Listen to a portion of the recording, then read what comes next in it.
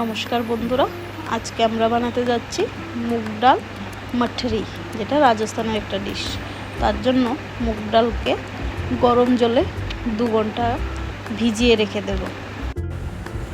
2 ঘন্টা পর মুগ ডালগুলোকে ভালোভাবে ছেঁকে নিয়ে মিক্সার জারে দিয়ে দেব মিক্স হওয়ার জন্য। তারপর তাতে দিয়ে দেব সুজি, পরিমাণ অনুযায়ী সুজি মিক্স করে নিয়ে নেব।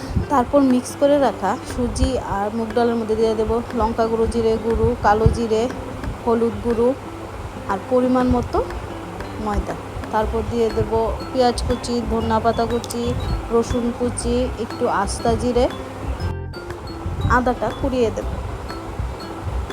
অ্যাড করব কাঁচা লঙ্কা কুচি, পরিমাণ মতো নুন।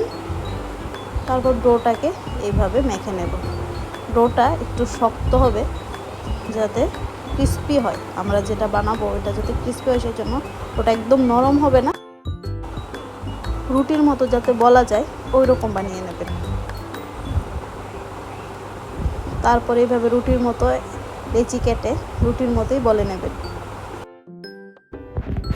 আমি আগে থেকে গুলে রাখা ময়দার মিশ্রণটাকে এটাতে লাগিয়ে নেব। গুল করে এভাবে ফোল্ড করে নেব। ফোল্ড করে এটাকে চাকু দিয়ে ছোট ছোট পিস করে কেটে নেব।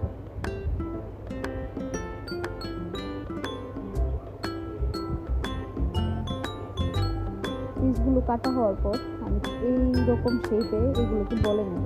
আপনার যেরকম ভালো লাগে ওই রকম শেপে বলতে পারেন। তারপর এগুলোকে গরম তেলে ভেজে নেব। ভাজার একটা পদ্ধতি আছে, এগুলোকে একটু চাপে চেপে ভাজতে লাগে, না হলে এগুলো টেক্সচারটা ঠিকভাবে আসে না।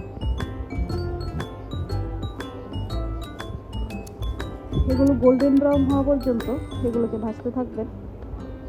যখন গোল্ডেন ব্রাউন হয়ে যাবে তখন এগুলোকে নামিয়ে নেবেন। আর সন্ধ্যায় সবাইকে স্ন্যাক্স হিসেবে সার্ভ করতে পারবেন। আমি এখানে তেঁতুলের চাটনির সাথে এটাকে সার্ভ করেছি, আপনি চাইলে সসের সাথেও এটাকে সার্ভ করতে পারবেন। ভিডিওটা ভালো লাগলে লাইক, শেয়ার অ্যান্ড সাবস্ক্রাইব করবেন। আর এগুলো খুবই ক্রিস্পি অ্যান্ড খুবই সুস্বাদু।